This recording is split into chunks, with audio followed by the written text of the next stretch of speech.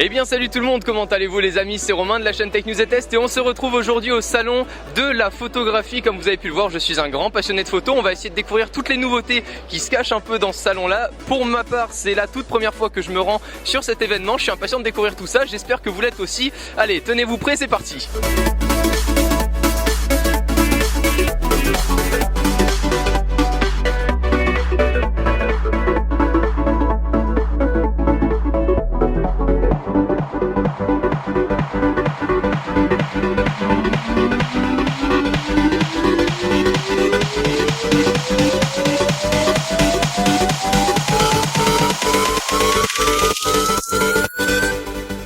De plus en plus d'entre vous me demandent et me questionnent chaque jour avec quoi filmer, avec quoi je filme. Je vous présente à chaque fois mon matériel qui est peut-être trop coûteux pour vous. Et ce dont je voulais vous parler aujourd'hui, je suis avec Monsieur Canon.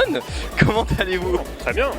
Bon, et bien aujourd'hui, je lui ai demandé tout simplement qu'il me présente une petite caméra à bas prix qui sera peut-être fait pour vous, pour voir un peu aujourd'hui sur le marché qu'est-ce qu'il y a de pas très cher et de pas très conséquent au niveau du matériel, parce qu'il faut savoir aussi que le matériel prend de plus en plus de place pour pouvoir filmer correctement. Alors tu vas nous en parler un peu plus? Ouais, je vais vous présenter la Legria Mini, qui est une caméra qu'on a sortie il y a quelques mois et qui est effectivement hyper pratique et qui est vraiment dédiée à tous ceux qui veulent commencer dans la vidéo avec un budget un peu limité, mais tout en bénéficiant quand même d'une qualité à la fois d'image et de qualité audio qui est vraiment professionnelle. Un des avantages de la Legria Mini, c'est qu'elle a, on peut le voir ici, un très grand angle, ce qui vous permet du coup de vous filmer et de filmer assez facilement sans avoir à vous embêter avec le cadrage. Vous êtes sûr d'être dedans. C'est vrai, parce que la plupart du temps en fait, et ce qu'on veut souvent, nous on va dire youtubeurs et caméramans, c'est pouvoir voir ce qu'on filme pour faire des petits vlogs, que ça soit dans la voiture, dans l'avion, quand on veut parler de ce qu'on fait. C'est donc une caméra, je suppose, avec laquelle on peut monter jusqu'en 1080p, ouais, 25 images secondes. Exactement. Et concernant le prix, alors, directement, soyons fous, elle est à 300 €.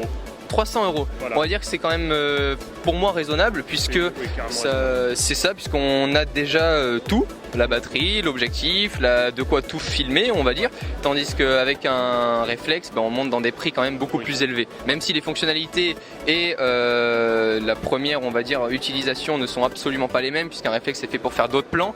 Mais ce que je voulais vous conseiller, en fait, les amis, c'était qu'avec une caméra comme ça, vous allez pouvoir vous balader de partout et faire des plans quand même très propres, puisque c'est tout simplement un objet assez facile à manier. Ouais, carrément. C'est clairement un objet qu'on a pensé pour les youtubeurs, aussi pour les musiciens, pourquoi pas, parce qu'en plus d'offrir une grande qualité vidéo, elle a une qualité audio qui est vraiment bluffante. On l'a testé nous sur des concerts, on était assez proche des enceintes et le son reste clair. C'est vraiment incroyable la qualité. C'est un avantage puisqu'on cherche toujours des micros externes. On est toujours sur internet en train de sniffer le meilleur micro externe pour voir comment améliorer notre caméra. Donc si on a déjà un bon micro d'embarquer, c'est le top, quoi. Parmi les autres avantages qu'elle offre, donc on a l'écran orientable qui est hyper pratique parce qu'à la fois je peux facilement contrôler ce que je filme, je peux aussi me filmer en ayant un retour écran hyper pratique. Elle a un trépied qui est intégré, ce qui va permettre de la poser facilement et de faire le cadrage. D'accord, donc ça c'est pratique sur tout ce qui est sur table, surtout on peut la poser sur une petite table et se filmer. On a pas de vis, là c'est l'antivol qui est mis dessus, mais vous pouvez facilement mettre un trépied. Ah, c'était ça ma question, parce que imaginez un petit support épaule avec une petite caméra comme ça, en gros on peut vraiment arriver à des budgets super raisonnables. On peut même se filmer à l'envers, elle retourne automatiquement la vidéo une fois que vous la remettez sur votre ordinateur. Il n'y a pas à la retoucher. Donc il n'y a pas de retouche à faire au niveau... Et ça c'est le top. Exactement, au niveau montage. Écoutez, niveau bon plan, je pense que c'était ce que je voulais vous montrer en tout cas de chez Canon, parce qu'après sinon on va rentrer dans des spécificités un peu trop complexes et c'est pas mon but. En tout cas je trouve ça super sympa, voilà, pour 300 € vous avez une bonne qualité de micro, une bonne qualité de vidéo, vous avez tout pour filmer, pour tout balancer sur YouTube directement, et je pense que c'est plutôt cool pour vous. J'espère que cette petite interview vous aura plu, puis si vous êtes prêts, on continue, hein, suivez-moi, merci beaucoup à toi. Merci à vous. Et à très bientôt. À bientôt.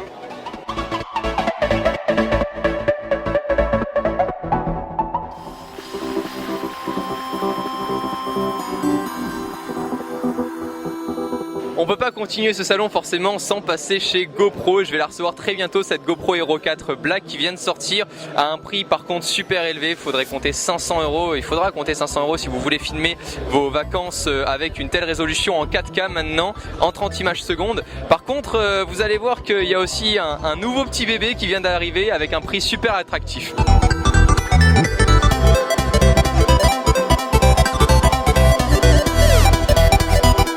Je vous parlais à l'instant des prix qui sont plutôt élevés chez GoPro, mais on peut dire que cette année ils ont fait fort puisque pour 124,99 € on possède une GoPro Hero 4, donc les toutes nouvelles, avec tout simplement les premières fonctionnalités sans avoir énormément d'options. Mais en tout cas les amis, sachez que vous allez filmer en 1080p en 30 images secondes et ça vous suffira amplement pour pouvoir filmer et pouvoir rendre toutes vos vacances magnifiquement en vidéo. Donc je trouve ça super sympa, voilà, avec un prix très attractif, sachez qu'on peut faire déjà de belles choses.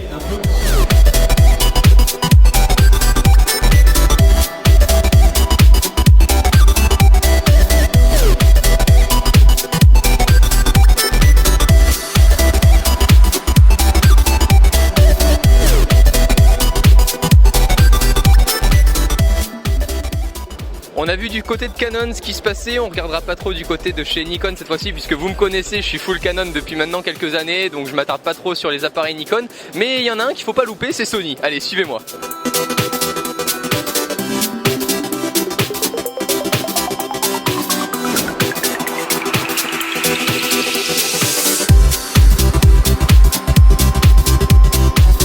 On se retrouve donc chez Sony, toujours au salon de la photographie. Comme vous avez pu le voir, j'avais pu aller chez leur concurrent GoPro. Mon boulot va être donc de titiller un peu Hugo sur les nouveautés de ce salon. Qu'est-ce que ce salon va en fait vous permettre d'apporter aux clients? Quelles vont être les nouveautés que vous avez annoncées publiquement? Ça y est, et là on va parler des action cam, voir un peu si la concurrence est rude. Qu'est-ce que vous proposez donc aujourd'hui et à quel prix surtout?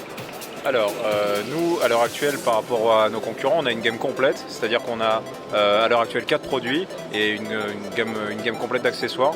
La grosse nouveauté de la fin d'année chez nous, c'est la Z1, c'est celle-ci, c'est l'Action Cam Mini. Donc en fait, on est parti d'un postulat simple, c'est qu'un produit qui est dédié au sport et l'intérêt, c'est quand même qu'il reste le plus compact et le plus léger possible. D'accord. Du coup, c'est un peu le concept de base de cette Action Cam.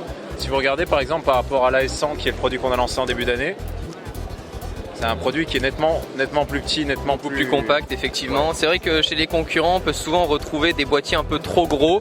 De mon côté, ça m'est arrivé d'ailleurs en pleine session d'action que la caméra tombe, tellement c'était lourd avec les fixations en fait. En rajoutant les batteries et les extensions, c'était super lourd. Donc c'est vrai que si là on arrive sur un modèle compact qui peut être bon en autonomie, ça représente combien en autonomie d'ailleurs? Alors celle-ci, on est sur du 2h20 et celle-ci, on est sur du 1h20. D'accord, très bien. En usage film, hein, pas juste en allumé, bien sûr. Bien sûr. Ouais. Donc sur celle-ci, vous m'aviez dit que vous aviez plusieurs choix à proposer cette année à différents prix. Ouais. Ce sont lesquels et quelles sont les différences en fait? Qu'est-ce qui va les démarquer chacune d'entre elles? Bien sûr. Alors du coup, notre montée en gamme, elle se fait sur la qualité d'image, sur le fait ou non d'embarquer un GPS, sur les accessoires fournis également. Par exemple, nous en termes de gamme, on commence en prix public conseillé, on commence à 150 € avec la S20 qu'on n'a pas ici hélas. On a un produit à 200 € qui est la S30 qui est la même avec un GPS. Ensuite on a la S100 qui est le produit qu'on a lancé en début d'année ici, qui marquait une vraie rupture parce qu'en fait c'est un produit splash proof. C'est-à-dire là vous le voyez sans caisson parce qu'en fait on peut l'utiliser effectivement sans caisson. C'est-à-dire que même si vous allez au ski par exemple, vous pouvez tomber dans la neige avec ça, aucun problème. Pas besoin de caisson externe, donc on a directement accès au bouton sans caisson. On la livre avec un caisson étanche, quand même, parce qu'il y a des gens qui veulent l'utiliser dans l'eau. Mais par exemple, tant que vous ne l'immergez pas complètement, si c'est des éclaboussures ou de la neige, comme je disais, en fait vous pouvez l'utiliser parfaitement comme ça. D'accord, très bien, c'est bien cool en tout cas, puis c'est surtout que du côté, enfin moi ce qui va m'intéresser plus on va dire pour une communauté jeune qui me suit, c'est surtout les prix qui sont d'après ce que j'ai entendu super attractifs parce qu'on est quand même souvent à des prix vachement élevés pour avoir peut-être forcément des résolutions plus élevées comme de la 4K, on en parlait tout à l'heure, vous n'êtes pas encore sur de la 4K, mais peut-être qu'il vaut mieux suivant l'utilisation qu'on veut en faire, dépenser moins pour avoir une très belle Full HD plutôt que dépenser plus pour avoir une 4K qu'on va pas pouvoir forcément éditer aussi, puisque la 4K il faut aussi le matériel derrière avec les ordinateurs pour pouvoir la lire. Je suis content que vous disiez ça parce que c'est un peu le point qu'on essaie d'expliquer nous, c'est qu'en fait la 4K On est allé à fond, en tant que Sony, on est allé à fond dedans. On a été parmi les premiers à lancer des téléviseurs 4K, des caméscopes 4K. Maintenant, on est le gros acteur en termes de caméscope grand public, mais aussi professionnel, parce que c'est quand même nous qui équipons les salles de cinéma en vidéoprojecteur, les tournages en caméscope 4K, en caméra pro 4K. C'est pas quelque chose auquel on est fermé. C'est juste que sur les action cam, comme vous le disiez, on est sur un produit qui est quand même sur un budget relativement limité. Proposer une technologie qui va demander un matériel de retouche après qui va être pas hors de prix mais qui va être un cran quand même carrément au-dessus, pour nous ça n'a pas de sens. En plus de ça, sur un produit qui est dédié au sport en 4K, ce qu'on voudrait c'est quand même proposer, quand GoPro avait commencé à proposer du 15 images par seconde par exemple, nous ça nous intéressait pas du tout parce que 15 images par seconde pour du sport on voyait pas l'intérêt. 30 images par seconde c'est vrai que ça commence à être intéressant mais c'est pas encore complètement utilisable pour nous. Parce que c'est vrai que, voilà, encore une fois, ce qu'on parlait, il y en a beaucoup qui sont là devant de la 4K, oh mon dieu c'est de la 4K, oui mais je vous le rappelle, si vous tournez avec un petit Intel Core i3 ou un Intel Core Pentium que vous n'avez pas la possibilité d'éditer des vidéos, je trouve ça vraiment dommage de juste prendre la vidéo rush et de l'envoyer directement sur internet sans montage, sans forcément retouche, puisque c'est fait pour à la base. On veut de la haute qualité pour pouvoir la retoucher, parce que sachez que si vous avez de la résolution 4K, c'est pour pourquoi pas l'éditer en Full HD pour pouvoir retravailler l'image et le recadrage aussi. Donc tout ça c'est à prendre en compte. En tout cas on le rappelle, le nom de ces action cam. Donc celle-ci c'est la HDR AS100 et ici vous avez la nouveauté, donc la HDR AZ1 beaucoup plus petite, qui fait à peu près les 2/3 de la taille de la S100 et qui pèse que 60 grammes. Et ce que je viens de voir aussi, ce que je viens de remarquer, c'est le petit bracelet qui fonctionne par Wi-Fi. Grosse spécificité aussi des action cam, c'est qu'en fait ce bracelet là est fourni avec l'action cam. C'est un accessoire qui est particulièrement intéressant parce qu'en fait il vous permet d'avoir un retour image en permanence sans avoir besoin d'avoir un écran sur l'action cam, parce que l'action cam, selon si vous l'avez sur votre casque, sur votre harnais, vous allez avoir un écran. C'est ce qui nous manque souvent avec les concurrents, on est toujours là à dire ouais mais le retour écran, c'est d'ailleurs pour ça que tout à l'heure je vous ai aussi parlé des Canon Legria Mini, c'était justement pour pouvoir faire ça aussi, pour pouvoir avoir un retour écran direct quand on fait des petits vlogs. Et bien en tout cas merci à vous. Pour plus d'informations ça se passe comme vous avez l'habitude dans la description, je vous mettrai tous les liens sans aucun problème. Je vais taffer durement sur ça parce qu'il y en a des produits à vous montrer. En tout cas ça se passe toujours au salon de la photographie, l'ambiance c'est bonne et puis on est reparti.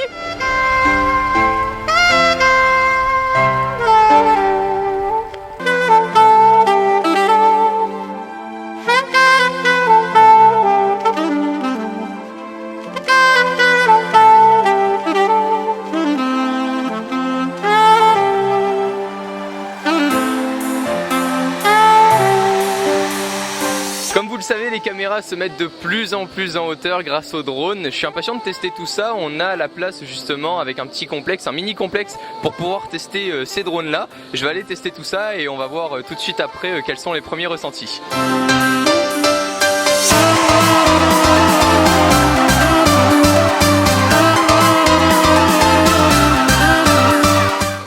Après avoir donc pu tester le mini drone de chez PNJ Drone, je peux vous dire que c'est pas vraiment facile d'utilisation. Je faisais un peu de modélisme avant, mais malgré cela, je peux vous dire que c'est vraiment pas facile. J'imagine pas d'avoir en plus de ça une caméra comme une GoPro. Sur les plus petits, on peut supporter une petite GoPro pour pouvoir tourner des séquences tout simplement aériennes, et très sympathique. Et en plus de ça, comme vous avez pu le voir, si Monsieur Thomas a bien fait son taf, on peut faire des petits loopings avec le drone. Il y a de quoi s'amuser en tout cas, même pour les enfants, et c'est super simple d'utilisation. La manette est super ergonomique aussi, donc ça ressemble plus à un jouet, mais en tout cas sachez que maintenant même avec les jouets on peut commencer à pouvoir mettre des caméras dessus et à filmer tout ce qu'on veut, donc c'est cool. Et donc on continue.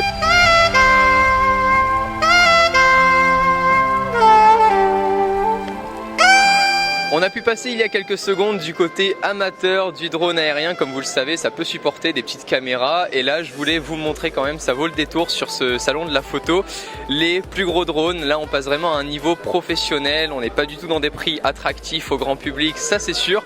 Mais en attendant, ça supporte des 5D Mark III, des 1DX pour faire des prises de vue en photographie. On est encore assez limité au niveau de l'autonomie puisqu'on se situe entre 5 et 7 minutes. Mais là, je pense Celui qui va être le plus limité dans tout ça, c'est votre budget. Il faudra compter, d'après ce que m'a dit la personne de chez Pixel, dans les 9000 € pour avoir un premier budget dans ces drones là professionnels. C'est vraiment pas destiné à tout le monde, mais je pense que ça vaut quand même le détour. Si on passe pas par là dans ce salon, on aura loupé quelque chose. Donc voilà, j'espère en tout cas que ces petits plans vous auront plu.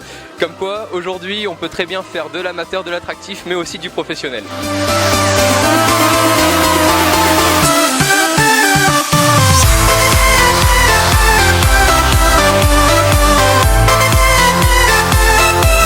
Le salon de la photographie c'est déjà terminé et on a passé une journée de malade avec Thomas. Son épaule aussi, elle en peut plus, elle est vraiment morte. En tout cas, on a pu découvrir vraiment des produits super sympas. J'ai pas pu aborder tout ça durant toute l'année, donc c'était l'occasion de les découvrir avec vous. J'espère que ça vous aura plu. On se retrouve très bientôt pour de prochains tests, de prochains déballages, de prochaines découvertes.